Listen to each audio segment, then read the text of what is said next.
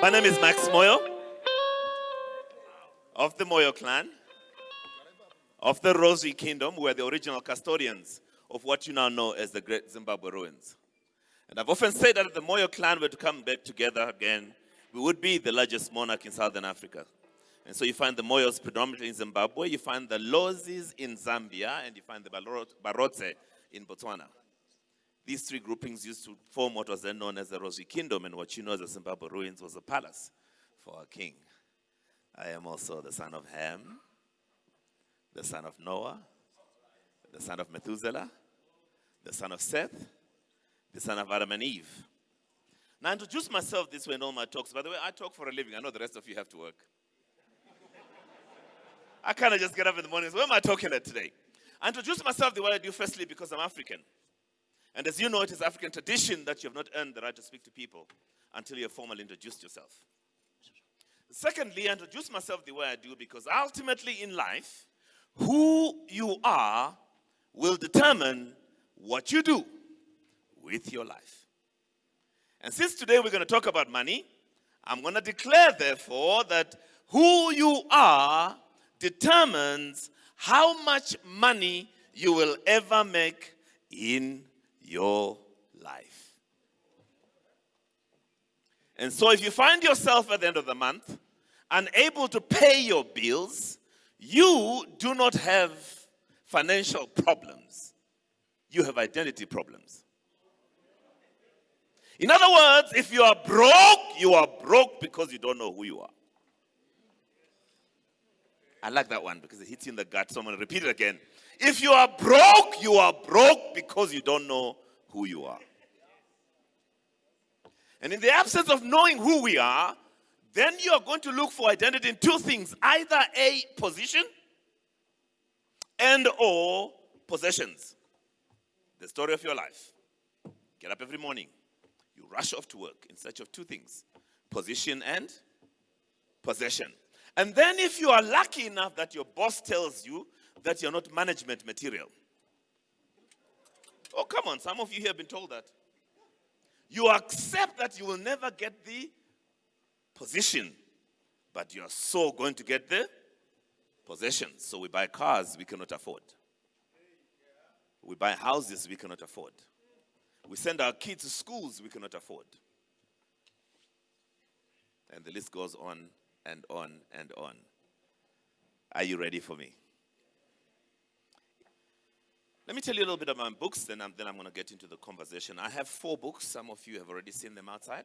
The first book is You Are the Eighth Wonder of the World, and it speaks to the uniqueness that you are. And of course, part of the reasons why we are broke is when we don't know who we are, then we cannot be what we are supposed to be. And if we're not what we're supposed to be, we'll never excel. And if we don't excel, we're never going to make the money. Does it make sense? So, eighth wonder of the world. 1 in 8 billion. A unique phenomenon. Never, ever to be repeated again. That's 1. 2, once you know you are the 8th wonder of the world, then the next phase is to become. It's one thing to know. It's another thing to. So the second book then says, become yourself. The third book says, who moved my ladder, not my cheese? And the logic behind the book is very simple. I moved up the ladder and I'd become a sales director for an insurance company. You know, when you become a sales director of an insurance company, they pay you what I call insane money. You know, when they give you the offer letter, you want to call back and say, I think you got 1 extra 0 in here. I had arrived, and of course, I come from poverty, so what do you think I did? I splurged. Some of you remember I drove a Range Rover. I had a 3.5 million rand house. I had an S500 and a Mini Cooper just to round it off. I had arrived. I thought life was going to always continue the way it was going. Come 2005, we bought another insurance company. We now had 3 insurance companies, Liberty Life, Charter Life, and Capital Alliance. One day at a group exco, some smart Alex says, guys, we got 3 insurance companies, 3 MDs, 3 sales directors. You know the way this is going, right? Why not amalgamate everything into one and save costs? Little did I know that I was the cost that would be saved. So I woke up one morning, 5 million rands in debt and unemployed. And I thought, 2005, there were only 4 black sales directors in this country. And I figured out, well, I'm one of the 4, so I'll probably sit at home for a month or so, then I'll get another job. Boy, was I wrong. 1 year later, I finally get a job, paying half of what I used to earn before.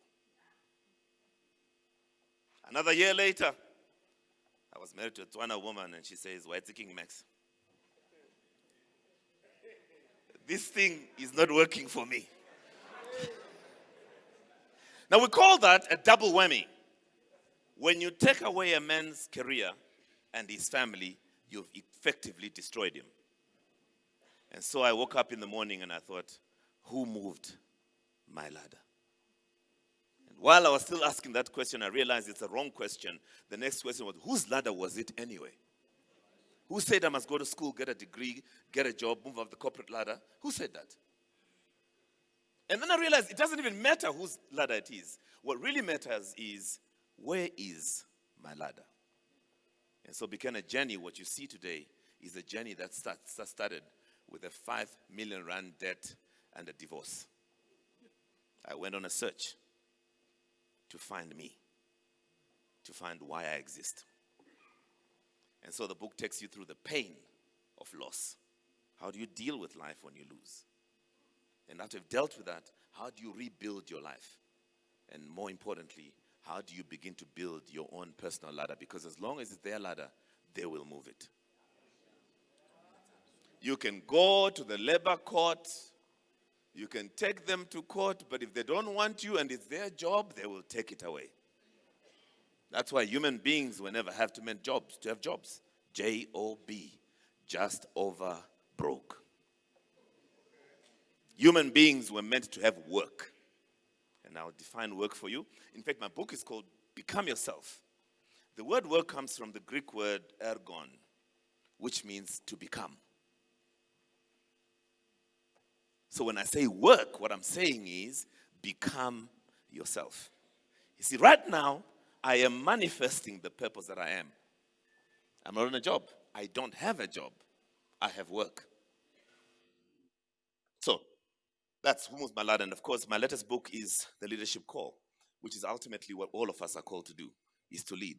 And one of the greatest leadership calls I've ever heard in life is put in these words: leave your family, leave your land of birth, leave your country, and go to a place I will show you. And some of the problems we're facing today is that most of us have not answered that call. We are still stuck at home. And they say a prophet is never recognized in his own hometown. You gotta leave. So let's get on with it. There are 8 billion people on planet Earth. How many? 8 billion people. And not a single person like you. The day you were born, a unique person came into this world with 3 distinct capitals. Number 1, you were born with a unique identity. What did I say? Now, when I say, what's your identity? What are you going to tell me? Nakimusutu. You know, I have this thing about men. You know, by the time, if you're a man, by the time you find yourself saying to your wife, I'm the man of this house, you've lost the argument. You tell your kids, I'm your father. You've lost the argument. So when we talk about identity, we're not talking about your gender. We're not talking about your tribe. We're not talking about whether you're African. What's the shortcut for identity? Every day you say ID, right. So let me give it to you. ID stands for those of you who are writing, irresistible difference. It's so nice to quote yourself, eh? If I might quote myself. Your unique what? Irresistible difference. Let me explain this to you. In your families, there's a family member who's a peacemaker, right? Unless, of course, if your family doesn't fight. In which case, I can tell you there's no love in that family. Because you need 2 ingredients for a fight. You need love and you need growth. Where there's love and growth, there'll be friction. It's just that we need to learn how to fight. So every family has a peacemaker. Have you got a picture of your peacemaker in your family? Let me ask you a question. Did the peacemaker in your family go to UCT to study peacemaking? Are you sure? But I thought in order to be somebody, you had to go to school. Hello? Some of you, maybe last week, your child asked you, why do I have to go to school? It's cold. And you know what he said? So you can be somebody someday. That's a terrible answer, by the way. Because your kids are an upgrade from you. Faster processor. So when you tell a 5-year-old, go to school so you can be somebody, he's thinking, who am I now? What am I now? You don't go to school so you can be somebody. You go to school because you are somebody. Oh, you're not getting it, man. So now on your day of birth, everybody is excited. The nurses say, we've never seen a child like this before. They call Home Affairs, they check your fingerprints and say, yes, this is so true. This is a unique, they give you an ID number. Every time you say ID, you are saying irresistible difference. Let me explain this. The peacemaker in your family was born with a unique, irresistible difference of bringing about peace. Are you staying with me now? So wherever she goes, there is peace. So when I ask you, what's your identity? I'm asking you, what difference can you make?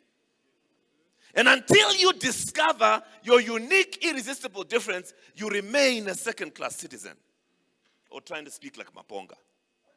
Because I was sitting outside there thinking, Mashudu, but we're brothers, man. Why would you make me speak after Maponga? It's a setup.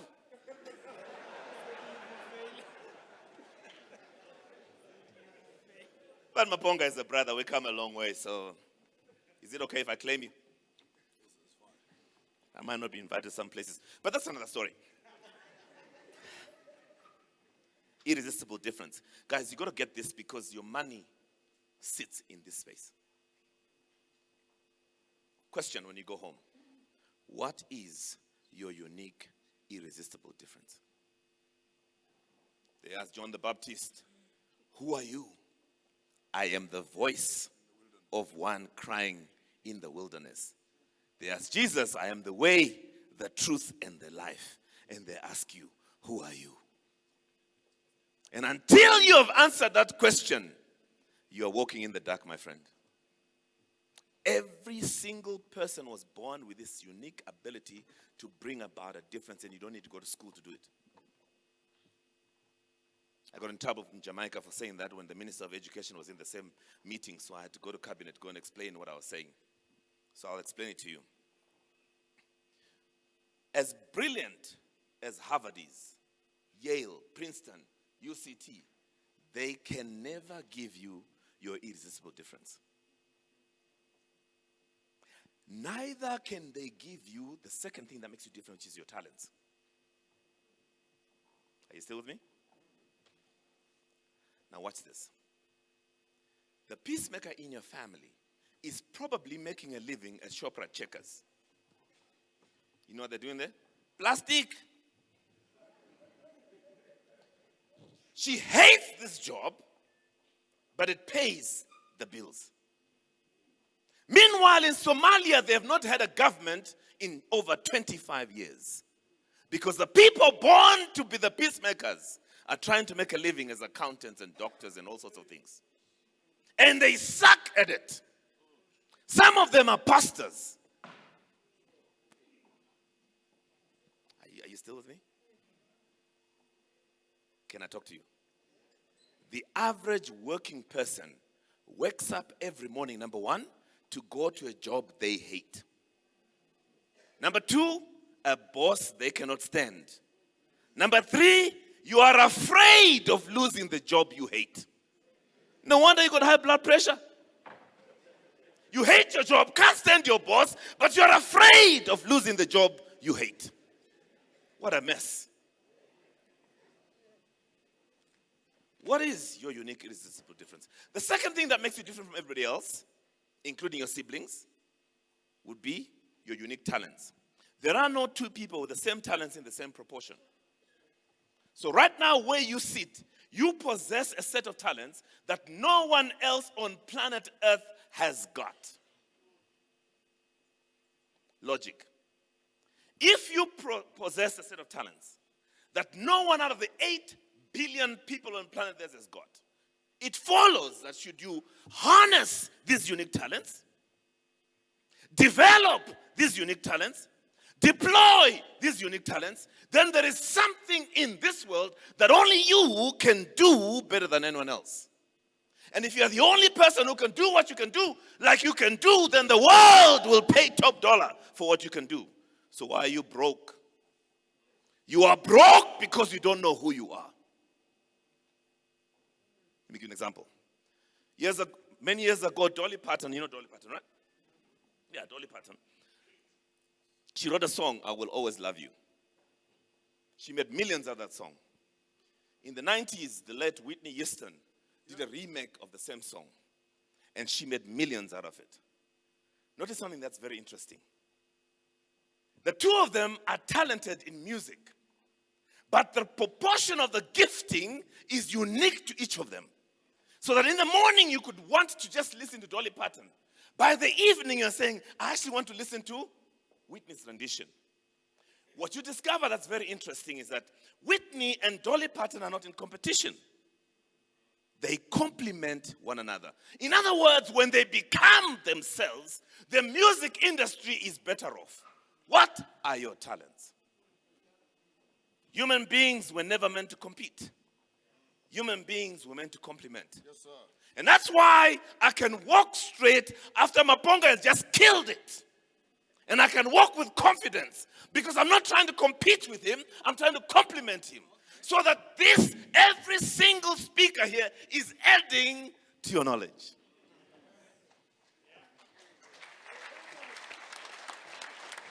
What are your talents? Now, most of you have got degrees, and you don't like what you studied. I know, because black people, this is what happened. You go to UCT, and you say, hey, Exe, so what are we going to study? Hey, I don't know, man, Exe, what are you going to study? Then you looked on the list, someone said accounting. You say, okay, accounting it is. And now you are an accountant, and you hate it. Why are there so many educated people who are unemployed? It's because they went to school and they polished the wrong thing. Oh, you're not ready for me. Listen to this. You are meant to go to school to go and polish your existing talent. Parents, you have a huge job with your kids. Don't say, hey, you must do maths and science. I'm 53 years old. I'm yet to use pi. You remember pi? I mean, some of you were told you were dwarf because you could not remember pi. I have never once had to use pi. It's important for the engineers. It's not important for a speaker. It's important for engineers. It's not important for the musician. Do you get the picture? Now, the education system doesn't understand the makeup of a human being. So they say they'll put you through the social machine and you must come on the other side. Then you are dwarf. I like Afrikaans. Say you're dwarf. Some of you, even a master's degree, you still think you're dwarf because you couldn't do mathematics. I was in the States. I was speaking at the $1 Million Round Table in Philadelphia. And there I was in this huge auditorium. There's 8,600 millionaires in one room from 70 countries. As I'm speaking, it's being translated into 15 languages. That's more than the United Nations. I look at this group. I'm the only guy in this room who's not a millionaire. And something hit me. If millionaires are prepared to pay to listen to me, I must have something.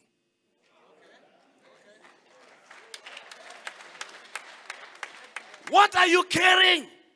Because your money is trapped in what you're carrying. When I speak in the States, it's $15,000 for 20 minutes. Hello? And we try to offer it for how much here? What was the rate today to come here? What was it? And we can't even feel an auditorium. Millionaires travel to the US to go listen to a village boy from Rhodesia, now Zimbabwe. You have something in you that the world needs. And until you discover that, you will remain broke. Third thing.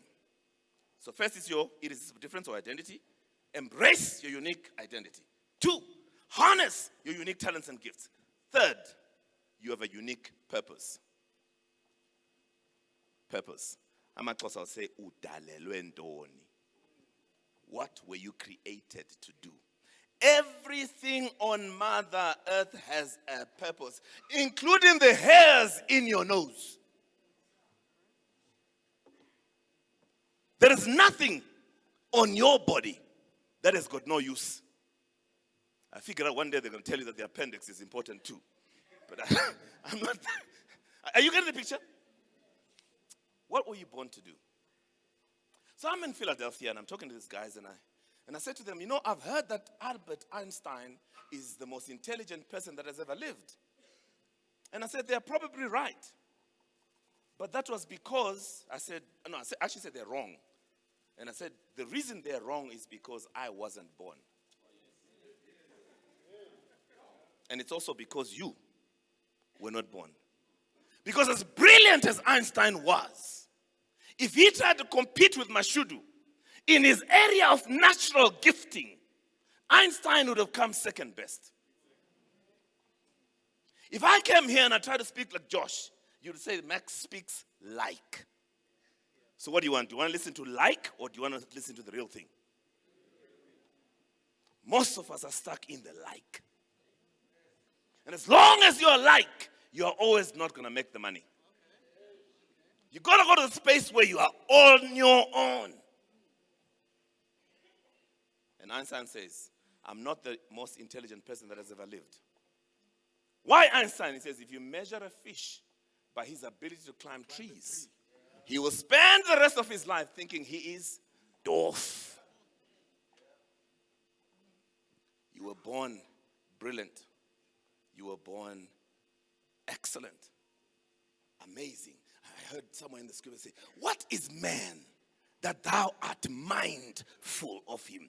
Intimating that the mind of God is full of you. What is man that you are mindful of him? In other words, God's mind is full of you.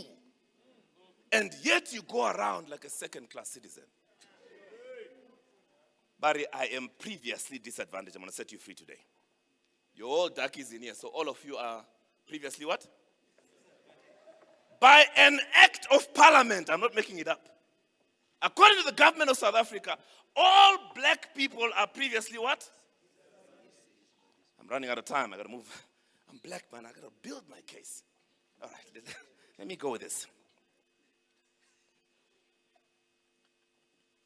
How many of you believe in God, by the way? I know some people have been preaching, whatever, but I just want to check.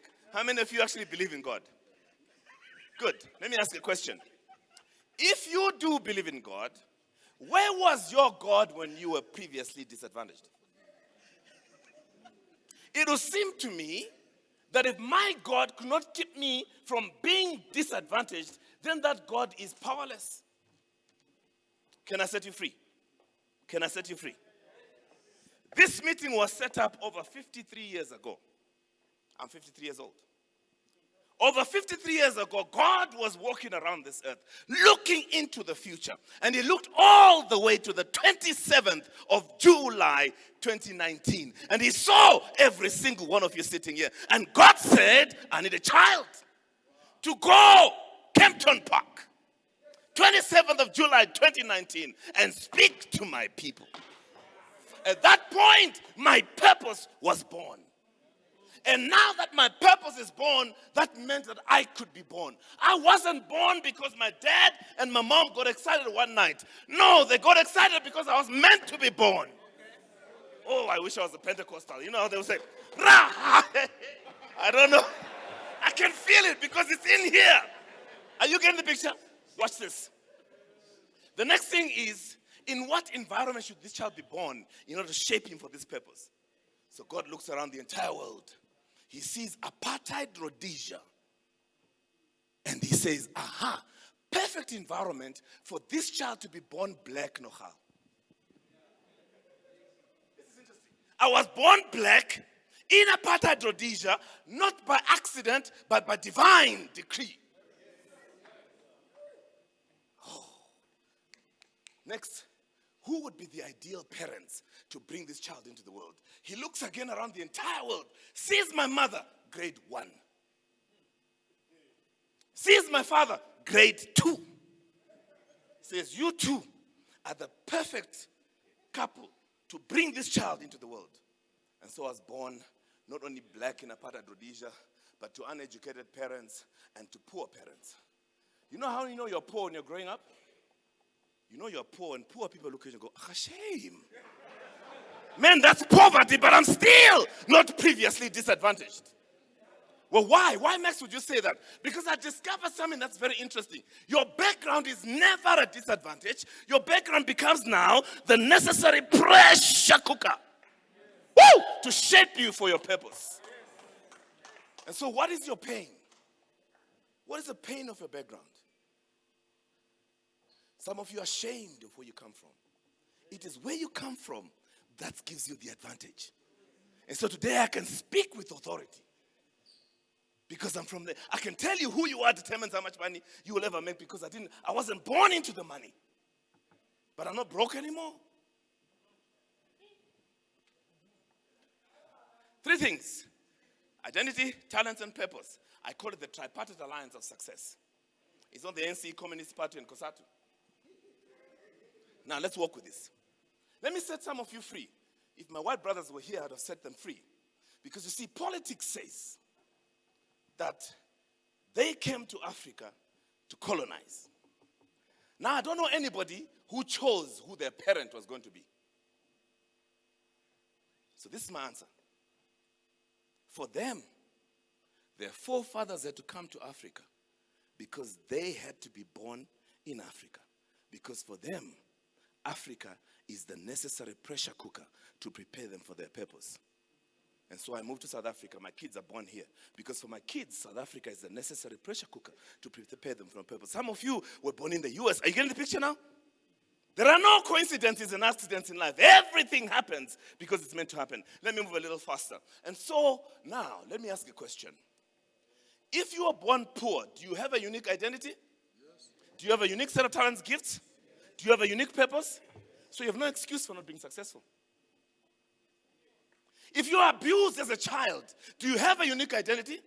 Do you have a unique set of talents and gifts? Do you have a unique purpose? Are you getting the picture now? So every single person has the ingredients to succeed. The question is, have you embraced those ingredients?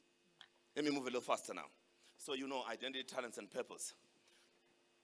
Now we know that we have talents, and that our talents are supposed to feed us. But how do you get there, Max? Josh spoke about discipline. Discipline. So one of the biggest challenges we're facing in Africa today is the lack of self-governance. Self-discipline, in other words. When you fail to govern yourself, you are never going to succeed. You can be born with all the ingredients to succeed until you have discipline. Look at me. I'm overweight because of that sugar he's talking about. Struggling trying to get rid of Coke now. If you're sick, it's because you lack what? Self-governance. If you're broke,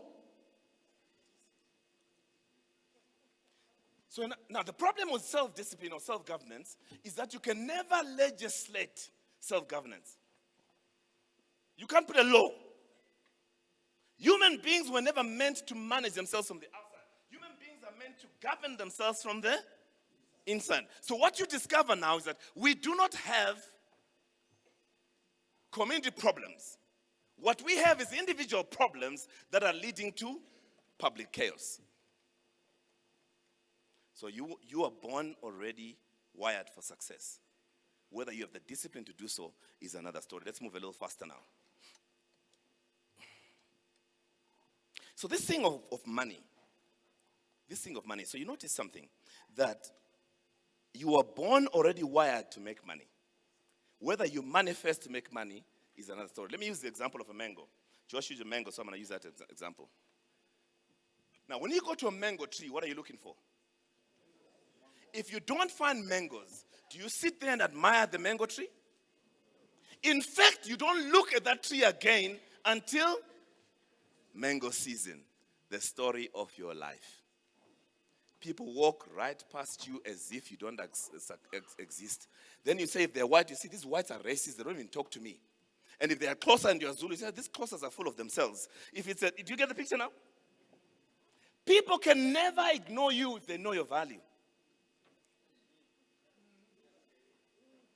So here's where I'm going. Stop chasing after success, because success will always be ahead of you. Instead, seek to become a person of value. Seek to do what? Become a person of value. So then how do I become a person of value? Value is determined by refined uniqueness.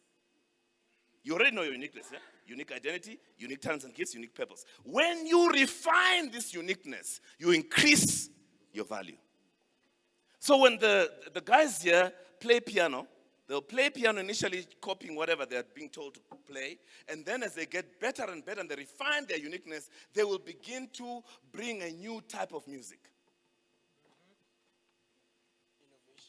Innovation comes from what? Refined uniqueness. God has never repeated anyone. Every single human being from Adam to now has been original. And yet you are sitting here trying to be somebody else. And if you never ever discover your purpose in life, then your pain in life becomes meaningless. Are you still with me? Don't discover your purpose, this is what's going to happen to you. Atamaxhosa. Wazalwa. Watya. Wafa. You were born, you ate, and you... How many of you have got pictures of grandfather on your wall? Show me a hand if you got a grandfather on your wall. 1, 2, 5 people. The rest of you? You know why you don't have it? Because you actually don't know what he did. You will have Mandela's picture, Martin Luther King's picture, you will have some soccer player, but no member of the family, because bazalwa, baja, bafa. If you die today, why would it matter? What have you done for your family?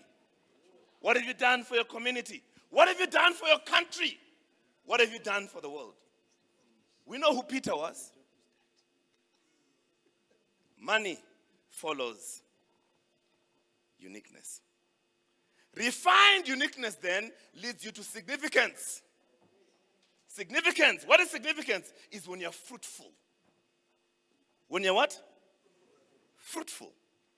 So now when you go to the mango and you see those red and yellow mangoes. The mango tree, I love this. The mango tree doesn't what? Advertise. It just produces the fruit. And when it produces the fruit, the people find the tree. I'm a living witness of that. All I did is I quit my job and I worked on my uniqueness. And one day I got an email from the United States of America. Dear Mr. Moyo, we've got a conference in India and would love for you to be one of our speakers. How much do you charge, by the way? Don't worry, it's also business class flights, 5-star accommodation, $150 every day that you are in India. Refined uniqueness. I go to India, first time, 3,500 people in one room. I finished speaking there, somebody says to me, listen, man, Max, we really would love you to come to the States and speak to the $1 Million Round Table. They changed their entire program so I could speak there. And I became the first black African to speak at the $1 Million Round Table in its 80-year history. And I'm just a village boy from Rhodesia. Your book says, eye has not seen. Ear has never heard. Neither has it entered the mind of men what you are capable of doing. But you got to become you. I need to close. So let's talk about, so why am I talking about this? Man and his money. Your money comes from working on these three things. Your irresistible difference, your talents and gifts, and your purpose. That's where the money is. When you've made that money, then we go back to the village. I know I'm taking longer than I should. No, it's 5 minutes and I'll be out of here. Your money then comes, so let's go to the village now, because now you've earned the money. I've spent the past whatever trying to teach you how to make money. Now, what do you do with the money once you've made it? Let's go to the village. In the olden days in the village, you would get a job. When you get to 18, you're old enough to go look for a job in town or at the farms, right? Now, you get a job. The elders will sit you down and say, Mamelage, when you get your first paycheck, you send it home because it belongs to us. You remember that? It's fascinating that it was like that from Cape to Cairo. And there was no fax machines. Why did they do that? Because old folks discovered something. When you went to work, most of you never came back. And you came back as old men. This thing of Sasa Grant started in the village. Because those old men will come from Johannesburg with nothing but a suitcase and a bit of money. They drink that money within a month. And after that, the rest of us have to support their life. So the old people came up with a strategy. Your first paycheck goes to the family. Your parents take that and they deposit your first cow. And they'll tell you that we've deposited a cow for you, so you need to send X amount of money until it's paid. If you were making enough money, they actually bought a cow for you. So you only went home in December. When you got there, your father would take you down to the kraal. You know the cattle because you raised them. And you get there and he says, and you see the one you don't know. Then he says, that one is yours. And then they will teach you about the African village wealth model. Number one, get investment knowledge. At 6 years old, I started looking after cattle. At 6 years old here, we send you to a creche and you spend your time in a sandpit that I pay 2,500 rands for. In the village, we teach you how to be human, how to build wealth. I became an asset manager for the family at 6 years old. I looked after my father's cattle. My father had no bank account. Everything he owns was in those cattle. Number two, you had to give your first paycheck home. Principle. First fruits. Invest from your first paycheck. Number three, they bought a cow, not a calf. Not an ox. Why? Because a cow is productive. So number three is invest in a productive asset. Number four, after a couple of years, your cow will give you a calf. Translation, your investment must give you interest. Number five, if the calf is female, after a couple of years, the calf gives you a calf. And the white people call it what? Compounding of interest. Tina soti sizugulwana. Number six, in the village, we keep our cattle in a kraal. There are three main reasons why we did that. Number one, organic farming. You all think organic farming started with Woolworths. Every African village was an organic farmer. So you keep the cattle in a kraal so you can collect the manure for organic farming. Two, we milk the cows. You can't milk them when they're in the bush. Three, we also didn't believe in putting all those gases into the ozone layer using tractors. So we yoked oxen to plow. We've always been environmentally friendly until they lied to us. I need you to get this. So three benefits you got. Number one, or four benefits actually. Number one, the cattle multiplied. Number two, you got milk. Number three, you got manure. Number four, you plowed. If you didn't have cattle, you would have to pay for all this. Principle number 7. How long should you be invested? Atamazulu, ubuhle bendoda zinkomo zayo. The beauty of a man is in his assets. You must be invested for as long as you are alive. Now this gets interesting. This is the African village wealth model. Now let's go to Harvard University and you're going to do an MBA in investments. They're going to teach you 7 key principles of investment. Number 1, get investment knowledge. Huh? Isn't that the same thing my parents taught me? Number 2, the earlier you start investing, the more money that you make. Didn't the folks say Invest from your first paycheck. Number 3, invest in productive assets. So what they call these guys, portfolio manager and everything. They go analysts. They go and analyze companies to see the most productive. 4, your investment must give you interest. 5, the power of compounding, which Einstein called the 8th wonder of this world. 6, 6, your investment must give you dividends. A company that gives dividends on a regular basis becomes the darling of the investment community.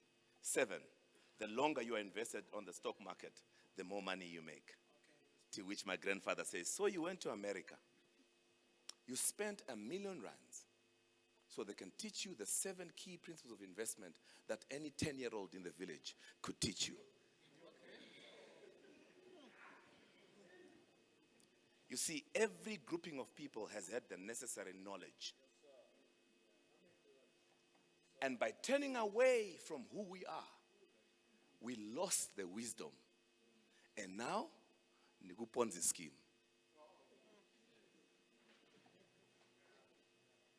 Some of you lost money on that one. I don't know, Petrovich and whatever. What was that thing? Cryptocurrency. All right, I want to close. Let me close on this. Write this down, please. I promise I'm closing now. It's nice to talk about the stuff that I talk about. And you're excited now. But most of you will walk out that window, that door, and forget everything that was said here. So I want to challenge you by giving you what I call my pain equation. Because everything you have to do in life that will benefit you will cause you pain. Number 1, growth is equals to change. Would you agree with me? Every time you grow, what happens? You change. The question you must ask when you get home, what do I need to change in order for 2019 to be a good year for me? There are 3 areas they're going to look at. Number 1, in terms of time. We all have 24 hours. What you do with that 24 hours will make a difference. Yesterday, I found out something very interesting, Mashud. Bezos, you know Bezos? That guy who owns Amazon is worth $171 billion. That's more than the GDP of South Africa. One man. I looked at that and I say, no, there's something wrong with me. So, what are you going to do differently with your time? I want to talk about time quickly, then I'll move. The average person spends 6 hours a day watching TV. And some of you can tell me you don't watch TV. Remember, if you're sitting in front of TV, whether you're watching or it's watching you, you're still wasting time. 6 times 7 gives you 42. So you spend 2 days in a week watching TV. Then you sleep for 8 hours a day. 8 times 7? 56. Another 2 days sleeping. So in a week, you spend 4 days sleeping and watching TV. There are 52 weeks in a year. That means you spend 200 days in 365 days sleeping and watching TV. And you wonder why you are living from hand to mouth. You've got to change what you do with your time. 2, thinking. What do I need to change in terms of my thinking? The thinking that got you to where you are today will not get you to where you want to go. So if you have every speaker who's spoken here, if you want to change, you're going to have to change your thinking. How do you change your thinking? By coming to a men's conference. Listen to other people. But more importantly, by reading. You will be the same 5 years from today except for 2 things. The books you read and the people you meet. Yes, sir. I read a book a week, sometimes 2, sometimes 5. What do you do with your time? How many of you are reading? A minimum should be a book a week if you really want to change the world. If you're not reading that much, we will bury you. You will die an unlived life. We'll bury you in an ordinary grave. And we'll forget you ever existed. I will not die an unlived life. Relationships is the 3rd thing. Black people here, you suck. Most of what you call your friends, you know where you met them? At school. You remember that day? Because, in our time, they just say follow the other kids. You remember how you went to school, right? And then you go to that school, you know no one, Did you go ask for direction from someone who seemed to know where they're going? No. We always look for people who are going nowhere. They look as lost as you are, tough, but say. And they started a relationship of losers that has lasted a lifetime. You want to change your life? Change the people you hang around. Stop hanging with people who are going nowhere. Let me give you an example. Black people like to visit people without announcing. It's not our culture, it's nonsense. You can't come to my house on a Saturday afternoon. You say, Max, I was in the neighborhood. You were in the neighborhood and you thought I have nothing to do with my life? Think about it. The guy who's visiting you is broke. You are broke. Now you're going to spend 6 hours having a broke conversation. This is a waste of your life. In that 6 hours, you could have read a 200-page book and changed your life. Second part of this, so growth is equal to change. What do I need to do in order to change my life? Number 2, change is equal to loss. Would you agree with me? That's why we don't want to change. We want to change. We don't like the loss. So you live here now and say, Max says I must read. Now, do I read? Do I watch rugby? So what do? You don't want the loss. So here's the question. What do I need to lose to make 2019 a successful year? In terms of time, thinking, and relationships. Third one, loss is equal to pain. So really what you're trying to avoid is not the loss, it's the pain. How many of you ever registered for UNISA? Let's see how many of you are honest. Registered UNISA, paid in full, books came, you promised yourself you're going to start on Monday and you're still starting on Monday.